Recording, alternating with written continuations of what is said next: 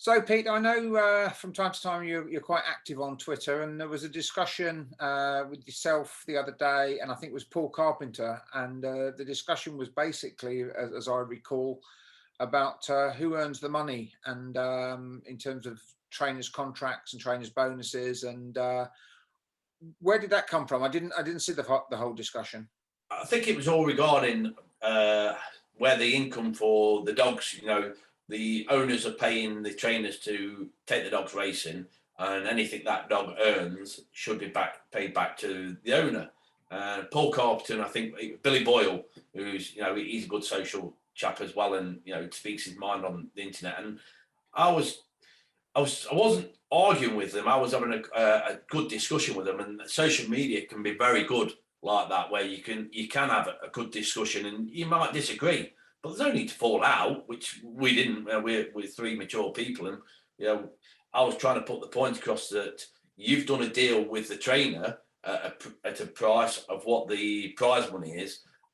What they weren't very happy with is the behind the scenes payments, which is done to the trainers, which, if they don't know about it, I can understand why it would actually miff you off. If you're paying a trainer to do your dog and you think anything that dog earns, you're going to get your pay towards it, because it's your dog, it's earned its money, that's fair. And my view was, you've done the deal with the trainer, you take in everything into account, what income should be coming, the care and attention what that trainer puts with the dog. Now, if you don't know, I thought about it since, and I think, well, if you don't know the behind scene payments, which this has always been a bit of a funny one with the promoters, where they've kept people at loggerheads with each other they don't want trainers getting on too well, and they like to just pay one a certain amount, pay another one a different amount, and it's, instead of it all being black and white on the actual system, they've done these behind, and it probably is in today's world. Get it all right, get it all on that sheet. The prize money will look well. The trainers then can actually charge the owners a fair price for looking after that dog. So even though I disagreed at the time with Billy and Paul, and I think Andy Pelly got involved as well, I disagreed with them at the time. I've looked again, and I'm one of these what goes away and thinks about things, and I've thought to myself, they've actually got a fair point. And why not have everything up front, all out in black and white? And if the dog's earning probably 20 or 30 pound more in a race than what you actually realise, then the trainer can turn around and go, you're getting a fair return from that dog now. Instead of me charging £7 or £8 a day, I want to charge towards your £10 a day. And because the owner's earning that money, they'll get it. And actually, the trainer will be better off in the long run, because if that dog's off, they're not getting them behind the scene payments because the dog's not running. But if they can charge that owner the £10 a day, the owner will probably end up paying slightly more, but he's not thinking he's being diddled anywhere along the line. So I think it is time some of these payments did actually come out into the fresh air. And I mean, I probably was one of the only ones at Nottingham that, if my dog didn't run, I still got a payment, where that was something what nobody else got, because on the contract negotiations, that was part of my contract negotiation. So, the other trainers probably didn't realise I was getting paid for my dogs when they didn't run. So that's another reason why you get your noticing. You might get a better deal out of it if you're in that position. But I do agree. I think it should be all out in black and white. What's being paid, get it out there. Yeah, I don't know if it's still the case with the Entain tracks, but certainly with the Ladbrokes tracks, I used to have a very good relationship with Ladbrokes. And I know that they used to pay in advance for dogs that were available, whether they raced or not, in addition to the trainers. I mean, trainers have always had their fees, and they've always had their bonuses.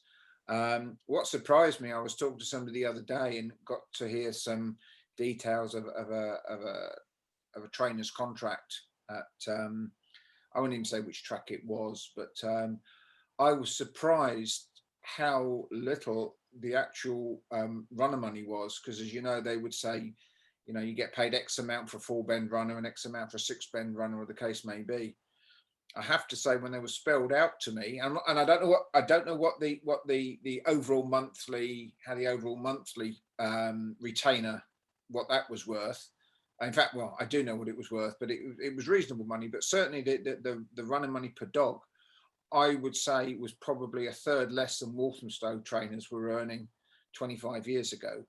And that surprised me, because this particular track I thought would have been a very, very good payer. And Yeah, I mean, John Mullins, I spoke to him regarding Walthamstow, and I couldn't believe the money what they got if their dog was on the sheet to run and it didn't run. And now I can imagine the owners didn't know anything about that, and it was a good income. You know, they were earning good money at Walthamstow, and I think there is tracks out there which are paying good money and which none of us would ever know, because these are behind the scene payments. Well, I might get myself in bad books with some of the trainers, but I think they are doing themselves down slightly, because they would be able to charge a better day rate.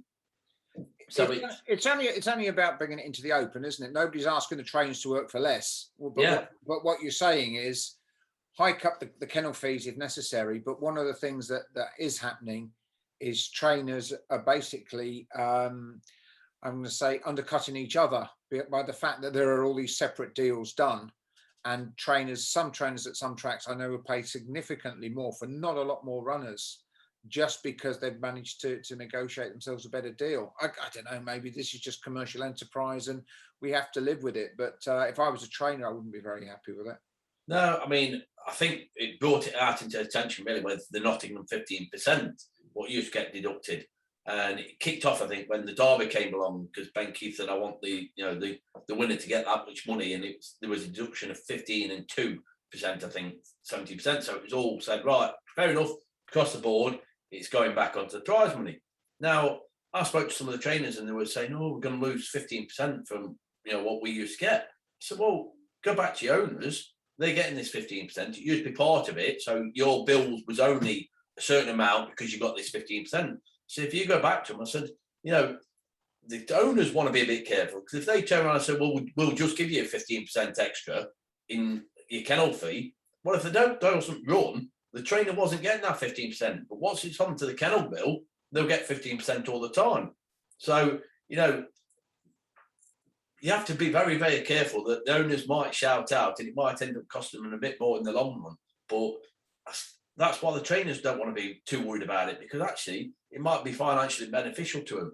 But at least then the owners will know exactly what is there. And when they do the deal and, they decide on how much they want to pay, they know exactly, it's fair. So, I think it probably is time it all came out into the open.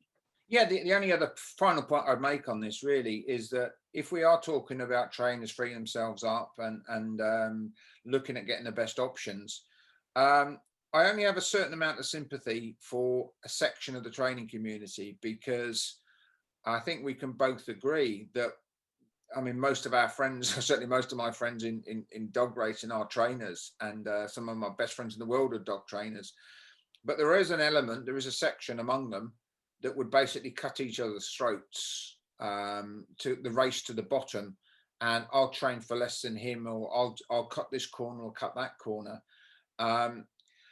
I would hope that if with this freeing up where the demand is there for their dogs, and tracks aren't in a position to simply say, well, if you don't like it, you can bugger off and we'll find somebody else. I would hope that trainers again would stop this undercutting, and because all of which brings lowering of standards. We all know that it's the people who cut the corners the most are the ones that end up not looking after their dogs the best. Well, that is 100% Floyd, because I know there's people out there what will do things on the cheap, and I've really kicked off regarding this temperature controlling of the vans and having aircon, etc. And I know there's vans out there which are driving around which can't be at the temperature, and I don't know whether I should say there's a blind eye being taken, or the rules aren't being strictly enforced at this point in time to try and people get there. Well, they've had plenty of time to know about it, get it sorted, because people who are doing it properly have paid the extra money and they've spent the money to do it. Yet these people who aren't doing it, they're the probably ones who are doing run money deals or doing it on the cheap. And all that doing is the people who do it correctly, it's pulling them down. They're not allowed to charge the money what they can do, because people are doing it on the cheap. And in this sport, we have got to stop and get on top of people doing things on the cheap, because it's not allowing the ones who do it right to earn a fair and decent living. And it needs to stop.